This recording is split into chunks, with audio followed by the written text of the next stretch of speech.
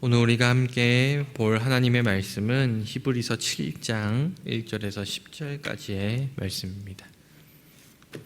히브리서 7장 1절에서 10절까지의 말씀, 제가 가진 성경으로는 신약 성경 358면 전후에 있는 말씀입니다. 다 찾으신 줄 믿고 우리 다 같이 한 목소리로 합독하시겠습니다. 이 멜기세덱은 살렘 왕이요 지극히 높으신 하나님의 제사장이라. 여러 왕을 쳐서 죽이고 돌아오는 아브라함을 만나 복을 빈자라. 아브라함이 모든 것의 10분의 1을 그에게 나누어 주니라. 그 이름을 해석하면 먼저는 의의 왕이요 그 다음은 살렘 왕이니 곧 평강의 왕이요 아버지도 없고 어머니도 없고 족보도 없고 시작한 날도 없고 생명의 끝도 없어 하나님의 아들과 닮아서 항상 제사장으로 있느니라. 이 사람이 얼마나 높은가를 생각해보라. 조상 아브라함도 노략물 중 10분의 1을 그에게 주었느니라. 레위의 아들들 가운데 제사장의 직분을 받은 자들은 율법을 따라 아브라함의 허리에서 난 자라도 자기 형제인 백성에게서 10분의 1을 취하리라는 명령을 받았으나 레위 족보에 들지 아니한 멜기세덱은 아브라함에게서 10분의 1을 취하고 약속을 받은 그를 위하여 복을 빌었나니 논란의 여지 없이 낮은 자가 높은 자에게서 축복을 받느니라. 또 여기는 죽은 자들이 10분의 1을 받으나 저기는 산다고 증거를 얻은 자가 받았느니라. 또한 10분의 1을 받는 레위도 아브라함으로 말미암아 10분의 1을 바쳤다고 할 수 있나니 이는 멜기세덱이 아브라함을 만날 때 레위는 이미 자기 조상의 허리에 있었음이라. 아멘. 오늘 우리가 함께 읽은 본문 말씀을 중심으로 멜기세덱이 크다면 이란 제목으로 함께 은혜를 나눠보려고 합니다. 창세기를 보면 멜기세덱에 관한 이야기가 등장합니다. 하지만 이 멜기세덱이라는 인물은 창세기에서 지극히 짧게 등장하고 사라지기 때문에 어쩌면 성경을 읽는 우리가 이 멜기세덱은 우리와 큰 상관이 없는 인물이라 여기기 십상입니다. 하지만 창세기의 멜기세덱 위라는 우리와 상관없는 옛날 이야기가 아닙니다. 왜냐하면 멜기세덱은 영원하시며 참되신 제사장 예수 그리스도에 관한 이야기이기 때문입니다. 오늘 우리가 살펴볼 히브리서 7장 1절에서 10절까지의 내용 중 1절에서 3절과 4절에서 10절의 내용은 상호 보완적인 관계를 이루고 있습니다. 1절에서 3절까지의 내용은 멜기세덱이라는 인물을 소개해주고 4절부터 10절까지의 내용은 그가 아브라함을 만난 사건의 의의, 그리고 왜 그가 아브라함보다 더 큰 자인지를 설명해 나갑니다. 그리고 이 두 단락의 논점의 공통점은 멜기세덱은 레위적 제사장들보다 우월하다라는 내용을 담고 있습니다. 그렇다면 이 멜기세덱이라는 인물은 도대체 누구일까요? 구약에서 멜기세덱은 두 번에 걸쳐 언급되지만 사실은 구약 본문에서 그가 어떤 인물인지에 대한 설명은 자세하게 나타나 있지 않습니다. 반면 유대교 안에서는 멜기세덱의 모습은 상당하게 다양하게 소개되고 있음을 우리가 알게 되죠. 어떤 유대 문헌에서는 멜기세덱을 히브리서와 유사하게 의의 왕이자 평강의 왕이라고 설명하고 있고, 또 어떤 유대 문헌에서는 멜기세덱이 하늘의 전사이자 구원자로서 천사장 미가엘의 지위와 동등한 모습으로 묘사되기도 합니다. 또 어떤 유대 묵시 문학에서는 멜기세덱이 천상적인 존재로서 종말론적인 제사장의 모습으로 등장하기도 합니다. 이렇게 볼 때 구약 성경 안에서는 멜기세덱이 짧게 등장하고 지나가지만 히브리서가 쓰여질 당시인 이 1세기 유대인들 사이에서는 멜기세덱이라는 인물이 상당한 관심의 대상이었던 것이 분명합니다. 히브리서 저자는 이러한 배경적인 상황을 인식하고 멜기세덱과 그리스도 사이의 올바른 이해를 제시하고자 하여서 오늘 말씀을 기록한 것으로 보여집니다. 히브리서 7장 1절에서 3절까지의 말씀을 보면 지금까지 멜기세덱에 대해서 아무런 상세한 설명도 제시하지 않았던 저자는 이제 멜기세덱과 관련된 몇 가지 역사적 사실들을 제시하기 시작합니다. 하지만 히브리서 저자의 이러한 설명들조차도 아주 매우 신비스러운 것들로서 원래의 역사적 상황을 초월하여서 이 멜기세덱이라는 인물이 담고 있는 영적인 의미를 전달하는 방식으로 전개되고 있다는 사실을 우리가 이 말씀을 읽으면서 꼭 마음에 새겨야 합니다. 먼저 히브리서 저자는 이렇게 기록하고 있어요. 이 멜기세덱은 살렘의 왕이요 지극히 높으신 하나님의 제사장이라. 이러한 칭호들은 멜기세덱이 등장하는 창세기 14장 18절로부터 직접 인용된 말씀입니다. 여기서 중요한 것은 이 멜기세덱을 소개할 때 그는 왕이자 제사장이라는 것입니다. 당시에 이스라엘에서도 왕과 제사장이 있었습니다. 하지만 이스라엘 안에서는 왕과 제사장은 철저하게 분리된 직분이었습니다. 과거 사울 왕이 사무엘 선지자를 대신하여서 제사를 드렸다가 하나님께 버림받는 것만 보아도 이 왕이란 직분과 제사장의 직분은 분리되어 있다라는 것을 알 수가 있습니다. 그런데 오늘 이 멜기세덱은 왕이면서 제사장이었습니다. 또한 저자는 이렇게 기록합니다. 그의 이름을 해석하면 먼저는 의의 왕이요 그 다음은 살렘 왕이니 곧 평강의 왕이요.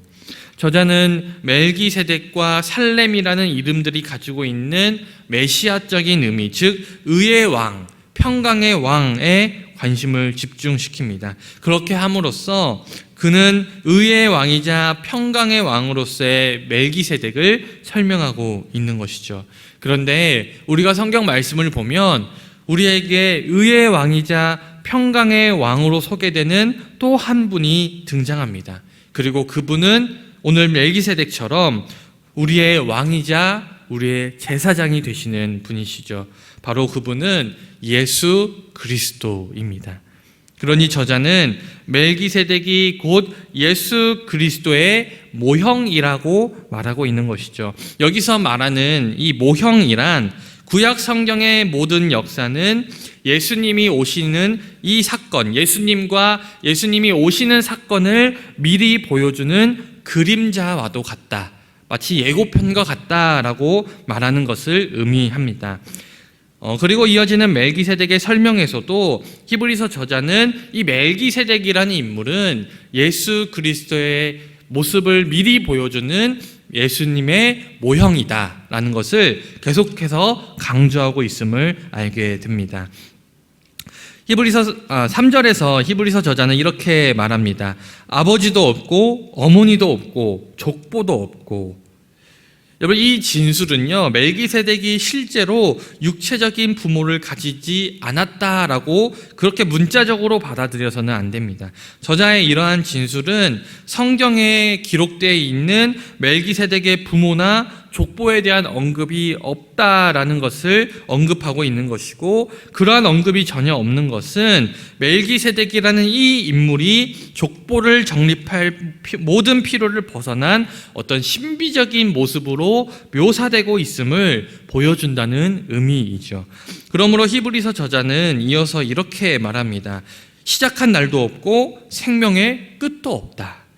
이는 성경이 멜기세덱의 출생과 죽음에 대해서 침묵하고 있는 것은 그것이 멜기세덱을 영원한 제사장이신 하나님의 아들, 즉 예수님을 미리 보여주는 모형으로 특징되어진다라는 데 있다는 것이죠. 그러나 실제로 영원토록 그리고 영원부터 지금까지 존재하시는 분은 멜기세덱이 아닙니다. 멜기세덱은 단지 그러한 기록이 없으면서 그렇게 묘사되고 있을 뿐이지 실제로 영원까지 계시는 사람이 아니라는 것이죠. 하지만 우리에게는 영원토록 계시는 제사장이 계십니다. 바로 예수 그리스도, 하나님의 아들이신 그분이시죠. 따라서 멜기세덱이라는 인물이 육체적인 부모도 없고 시작한 날도 없고 생명의 끝도 없는 신비한 인물이라는 것이 아니라 멜기세덱에 대해 기록하고 있는 창세기 본문에서 창세기 기자가 멜기세덱의 출생과 죽음에 대해서 의도적으로 기록하지 않음으로써 오늘 이 멜기세덱이라는 인물을 예수님을 미리 보여주는 모형으로서 묘사하고 있다라는 사실을 알아야 한다는 것이죠. 우리가 멜기세덱을 그렇게 이해해야 한다는 것입니다. 그리고 그 실체는 영원한 제사장이신 하나님의 아들 예수라는 사실을 우리는 알아야 합니다. 마찬가지로 3절에서 그는 항상 제사장으로 있느니라 라는 말씀 역시 멜기세덱을 영원한 제사장으로 만들어주는 것은 그가 죽지 않기 때문이 아니라 단순히 성경이 그의 계승에 대해서 아무런 언급 없이 침묵을 지키고 있기 때문이라는 것입니다. 하지만 이 멜기세덱이 그렇게 묘사될 수 있었던 것은 그의 원형이신 예수님의 제사장, 우리의 영원한 제사장이신 예수님이 계셨기 때문이라는 것이죠. 여기서 우리가 알 수 있는 사실은 구약의 어떤 사건이나 어떤 인물이 앞으로 오실 예수님과 예수님의 오심에 대한 사건을 모형한다고 하였을 때 예수님이 그 구약의 사건들에 따라서 오신 것이 아니라 사실은 앞으로 오실 예수님의 그 모습, 그리고 예수님의 오심 그 사건에 따라서 구약의 인물들이나 구약의 사건들이 재정립되고 있다라는 사실을 우리가 알아야 합니다. 그러니까 우리에게 중요한 것은 구약에서 미리 보여주는 모형들이 아니라 실제로 오신 원형이신 예수 그리스도라는 사실이죠.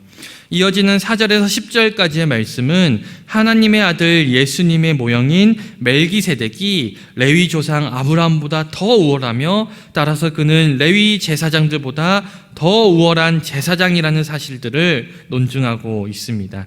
4절에서 10절까지에 따른 멜기세덱의 우월성은 세 가지 사실들에 근거하고 있는데 첫 번째로 멜기세덱은 아브라함에게서 11조를 받았다는 점, 두 번째로 멜기세덱은 아브라함에게 축복을 베풀었다는 점, 그리고 마지막 세 번째는 멜기세덱은 영원한 생명을 소유했던 데 반해 레위 제사장들은 죽을 수밖에 없는 자들이라는 점입니다.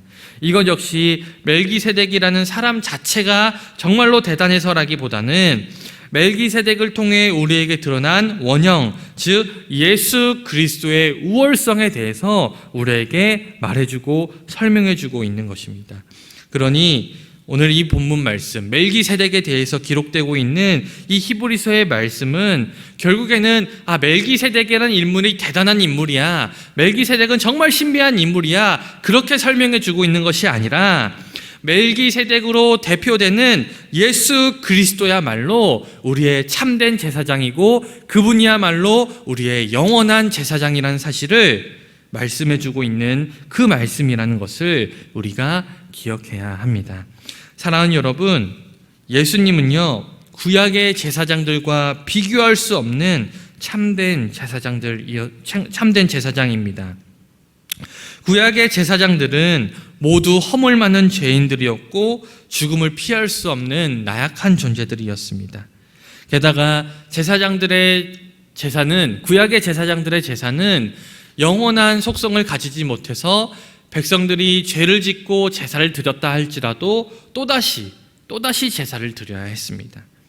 하지만 우리의 제사장이신 예수님은 완전하시고 영원하십니다. 그는 구약의 제사장과 다르게 예수님은 십자가에서 자신의 몸을 드린 단번의 제사로 우리의 모든 죄를 사해 주셨습니다. 이제는 우리가 죄를 지을 때마다 제물을 들고 제사를 드릴 필요가 없는 것은 예수님께서 자신의 몸을 제물로 드려 단번에 제사를 드렸기 때문이죠. 그래서 이제 우리는 더 이상 제사를 드리지 않아도 되고 언제 어디서나 예수님의 이름으로 기도할 수 있게 되었습니다. 또한 그 예수님은 우리를 의롭게 하셨고 공의로 우리를 다스리십니다. 그러므로 이제 우리는 주님의 다스리심에 전적으로 순종하며 살아가야 하는 것이죠. 사랑하는 여러분, 우리의 참된 제사장 되신 그 예수님을 오늘 기억하시길 소망합니다. 우리를 구원하기 위해서, 우리의 죄를 사하기 위해서 자신의 몸을 제물로 드려 단번에 제사를 드리신 참된 제사장 그 예수 그리스도의 희생과 그 사랑을 다시 한번 깨달아 오늘 하루는 구원의 기쁨과 감격에 감사하며 주님을 위해 하루를 살아가는 저와 여러분 다 되시기를 주님의 이름으로 간절히 축원드립니다. 기도하겠습니다. 사랑과 은혜가 충만하신 하나님 아버지, 우리에게 참된 제사장이신 예수 그리스도를 보내주시고 주님, 예수님께서 우리를 위하여 단번에 제사를 드림으로 우리의 죄를 사해 주심을 감사를 드립니다. 우리가 세상 속을 살아가다 보면, 우리가 또한 신앙생활을 하다 보면 때로는 예수 그리스도의 그 십자가의 은혜를 잊고 살 때가 많음을 고백합니다. 하지만 주님, 오늘 우리의 참된 제사장 되신 예수 그리스도를 다시 한번 깨달아 그 십자가의 은혜를 다시 한번 깨달아 오늘 하루만큼은 나를 구원해 주신 그 은혜에 감사하며 또 주님을 위해 최선을 다해 하루를 살아가는 저와 모든 성도님들 다 될 수 있도록 인도하여 주시옵소서. 새벽에 깨운 우리 사랑하는 성도님들 하루 동안 피곤치 않도록 주님께서 지켜주시고 맡은 모든 사명들 가운데 잘 감당해낼 수 있도록 주님께서 필요한 모든 것들을 차고 넘치게 부어주시옵소서. 감사드립니다. 살아계신 우리 주 예수 그리스도 이름으로 기도드리옵나이다. 아멘.